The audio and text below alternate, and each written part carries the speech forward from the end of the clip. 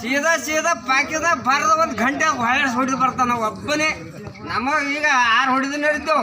ಇಂಥ 11 ನಾಯಿಗಳು ಹೊಡೆದಪ್ಪ. ಇಂಥ ಪಾಕಿದ ಚೀನಾಕ 1 ಗಂಟೆದ ಹೊಡೆದಾಗ್ತಾ.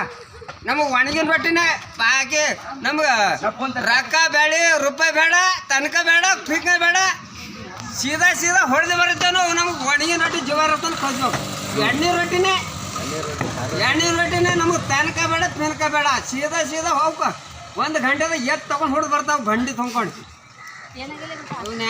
ಅವರು ಸತ್ತರ ಸಾಯ್ಲಾಕ ಎತ್ತು ನಾವು ಯಾಕೆ ಸಾಯ್ಲಿ? ಇಲ್ಲಿ ಬಿ ಸಾಯ್ತಾವ, ಅಲ್ಲಿ ಬಿ ಸಾಯ್ತಾವ. ಒಂದೇ ಸೇಮ್ ಪೂರ ಹೊಡೆದು ಬರ್ತಾನ ಅವ್ರು. ಅವನು ಯಾರಿಗೆ?